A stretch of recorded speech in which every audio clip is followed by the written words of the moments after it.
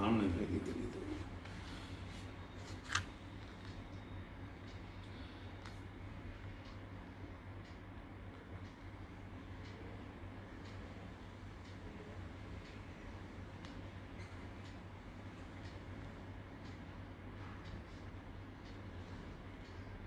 बंद कर दो इधर से, कोई बात नहीं।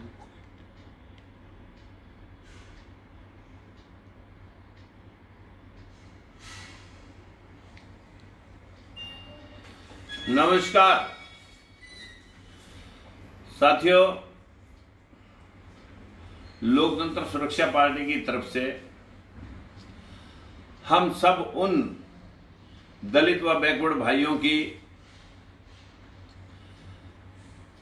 हकदारी के लिए आए दिन जो सुप्रीम कोर्ट और सरकारों के माध्यम से हमारे हकों पे चोट होती रहती है, उसको लेकर के आए दिन आपके बीच में जब एक मजबूरी होती है आपके बीच में आना। मित्रों, मैं बहुत देर से सुप्रीम कोर्ट के अंदर जो बार बार के आरक्षण कोई मौलिक अधिकार नहीं है, कभी कहा जाता है 27% इनकी हिस्सेदारी है,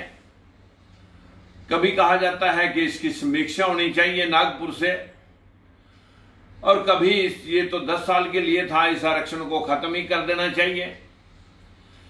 मैं आप सबसे पूछना चाहता हूं कि आरक्षण किसी बैकवर्ड क्लासेस के लिए, किसी एमएलए के लिए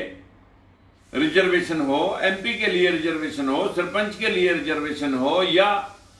कहीं जिला परिषद या ब्लॉक समिति के अंदर रिजर्वेशन हो, या किसी उच्च शैक्षणिक संस्थाओं में जो रिजर्वेशन है उसका लाभ मिला हो, जुडिशरी के अंदर कोई रिजर्वेशन का लाभ मिला हो, 40 यूनिवर्सिटियां और सारे हाई कोर्ट और सुप्रीम कोर्ट में कोई जज ना होने की वजह से हमारे को इंसाफ के लिए दर दर भटकना पड़ता है। सुप्रीम कोर्ट के उस आदेश के अनुसार सभी में हाय तौबा है कि कोई मौलिक अधिकार नहीं है, लेकिन मैं अभी अभी सरकार के द्वारा एक बड़ी लंबी लंबी तकरीर चुनाव को लेकर के ओबीसी के लोगों को दिखाई जाती है, लेकिन हमें ये सब मालूम है कि ये सब दिखावा है, चुनाव जीतने का एक स्टंट है। लेकिन मित्रों, जिस प्रकार से 6 लाख की क्रीमी लेयर को बढ़ा करके 8 लाख किया जा रहा, अगर इसको हर 3 साल के बाद इसमें कोई बदलाव होना चाहिए तो ये तो 20-22 लाख रुपये बैठती है। और जब क्रीमी लेयर के तहत हमारा कर्मचारी वर्ग अपने बच्चों को उच्च पदों पर पहुंचाने में या नौकरी पाने में हम कहीं एलिजिबल ही नहीं रहेंगे तो उस आरक्षण का हमें क्या फायदा होगा। आज पूरे के पूरे कर्मचारी वेतनभोगी लोगों की वेतन को क्रीमी लेयर के साथ जोड़ करके, उसकी खेत खलिहान की आमदनी को साथ जोड़ करके अगर हम अपने बच्चों को आरक्षण का लाभ दिलवाना भी चाहेंगे तो हम आरक्षण से ऑटोमेटिकली बाहर हो जाएंगे। इसलिए ये सीमा कम से कम जो 20-22 नहीं कर सकते तो 10-12 लाख रुपये, 12 लाख रुपये होनी चाहिए थी, लेकिन 8 लाख रुपये तक और उसकी आमदन सारी, उसमें पेंशन जोड़ करके, तनख्वाह जोड़ करके या उसकी खेती की आमदन जोड़ करके मैं नहीं कह सकता कि किसी कर्मचारी का बच्चा जो है ना आरक्षण का लाभ पा सकेगा। हमारे को आरक्षण के लिए अनेकों प्रावधान दिखाए जाते हैं लेकिन दिया कुछ नहीं जाता। आज भी चाहे वो शिक्षा है, चाहे वो स्वास्थ्य है, चाहे वो न्यायपालिका है, चाहे वो एडमिनिस्ट्रेशन कार्यपालिका है, और चाहे वो शासन प्रणाली विधायक पालिका है, हमारा कहीं भी कोई आरक्षण का लाभ 10-12% से ज्यादा हमें नहीं मिला। और अगर आरक्षण देना है तो 27वीं सदी सुप्रीम कोर्ट की दो डबल खंडपीठ का किया हुआ, सबसे पहले एक श्वेत पत्र जारी करे मोदी सरकार कि हमने पिछला बैकलॉग पूरा करते हुए और बैकवर्ड क्लासेस का मैं प्रधानमंत्री के तौर पर आपके बीच में आपकी वोट लेकर के आया हूं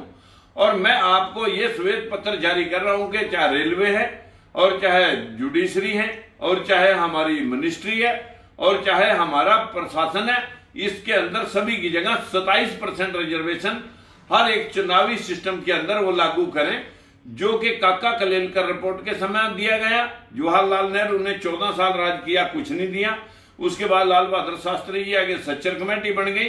सच्चर कमेटी को भी लागू नहीं किया गया। उसके बाद इंदिरा गांधी जी, श्रीमती इंदिरा गांधी ने जो है ना नया एक नानावती आयोग बना दिया, उसने भी उसको लागू नहीं किया। 77 तक वो भी राज कर गई। और उसके पश्चात इसी प्रकार से बीपी मंडल आयोग, जब जनता पार्टी में दलित और पिछड़े का दबाव पड़ा तो उन्होंने भी एक मंडल आयोग बना करके ये लॉलीपॉप जो है ना गरीब तबके को थमा दिया। लेकिन बदकिस्मती है, जब जब भी बैकवर्ड क्लासेस के हितों के साथ इंसाफ करने की बात आती है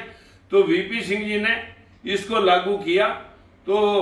श्रीमान अडवाणी जी मंडल के खिलाफ कमंडल लेके उठ गए और जो है ना बाबरी मस्जिद का एक बड़ा पाखंड उठा करके खड़ा कर दिया कि आपकी तो राम जन्मभूमि पे जो वहां पर जो कब्जा किया हुआ वो तो मुसलमानों का कब्जा है। अब जब सुप्रीम कोर्ट ने उसके आदेश दिए थे तो वहां जब उसकी समतल करने की बात आई तो वहां पर बुद्ध स्तूप निकले और लोगों ने उसके खिलाफ सुप्रीम कोर्ट में अपील भी की। बदकिस्मती है कि इस कमजोर तबके को कहीं भी इंसाफ ना मिलने की वजह से ये लोग जब तक अपने आप में इकट्ठे होकर के अपनी सरकार बनाने की हिम्मत नहीं करेंगे तब तक इन लोगों को इसी तरह से इस्तेमाल किया जाएगा। मित्रों, मेरे भाइयों, आप सभी से मेरी अपील है कि अभी आप इस क्रीमी लेयर को मैं इतना ही कहना चाहूंगा कि इसे 12 लाख या इससे अबव कर सकते हो तो कीजिए। ये लॉलीपॉप जो उनकी वेतन भोगियों का उसमें आमदन जोड़ करके करने का प्रयास किया जा रहा है तो मुझे नहीं लगता कि किसी को भी इसमें कोई लाभ मिल जाएगा आरक्षण का। तो मैं सरकारों से अपील करूंगा, प्रधानमंत्री जी से अपील करूंगा कि इसको मैक्सिमम बढ़ाया जाए। और दूसरा, सबका साथ सबका विकास, नारी का सम्मान, बेटी बचाओ बेटी पढ़ाओ। जिस प्रकार से हमारे दलित और पिछड़े के लोगों के साथ आए दिन शोषण हमारा होता है, मानसिक प्रताड़ना होती है, जैसे रानी नागर के साथ छेड़खानी हुई थी उसको इंसाफ नहीं मिला, उसी प्रकार से आज एक सुनीता यादव जो गुजरात में एक सूरत शहर में कांस्टेबल है, उसको एक मंत्री के बेटे की प्रताड़ना की वजह से घर में कैद होना पड़ रहा है और वो यहाँ तक कि उसे ये भी डर लग रहा है कि कहीं उसके साथ कोई अनहोनी ना हो जाए। इस प्रकार की यातनाएं अगर बेटियों को मिलती रहेंगी तो बेटी बचाओ बेटी पढ़ाओ वाला सपना कहाँ गया। हमारे 20 लाख करोड़ जो हमारे को स्वप्न दिखाए गए थे कि आप लोगों को 20 लाख करोड़ रुपए का इस लॉकडाउन की वजह से नुकसान की भरपाई करने के लिए जो कमजोर तबके को ऋण दिए जाएंगे, वो तो मात्र 20% जो लोनी है उनका 20% लोन इंक्रीज वो भी अपनी किस्तें लेने के लिए बढ़ाया जा रहा है और उसमें कोई छूट नहीं है, कोई एग्जम्पशन नहीं है या किसी तरह की उसके अंदर किस्तें उसकी 2-3 साल के बाद जब शुरू होंगी तब तक उसका जो है वो लोन उसको स्टेबल रखा जाएगा, अन्यथा उसे माफ या सब्सिडी के तौर पर कोई उसमें नहीं है। गरीब तबके को तो जिसके पास लोन नहीं है या बहुत स्मॉल स्केल का लोन है उसको तो इसका कोई बेनिफिट होता दिखाई नहीं दे रहा। हाँ ठीक है, सरकार के अपने बड़े चहेतों को अगर 20% इंक्रीज से ये 20 लाख करोड़ रुपए हड़पने का मौका मिलेगा तो हमें लगता है कि आप ठीक है 20 करोड़ रुपए भी 20 लाख करोड़ रुपए भी आप अपने उन लोगों को डिवाइड कर देंगे जिन लोगों को पहले ही सब कुछ जिनके पास है। मुझे नहीं लगता इसमें जो है ना कमजोर तबके का कहीं कोई फायदा होने वाला है, लेकिन देश का धन तो लूटेगा। मैं इतना ही कहूंगा मेरे भाइयों, डंडोरे से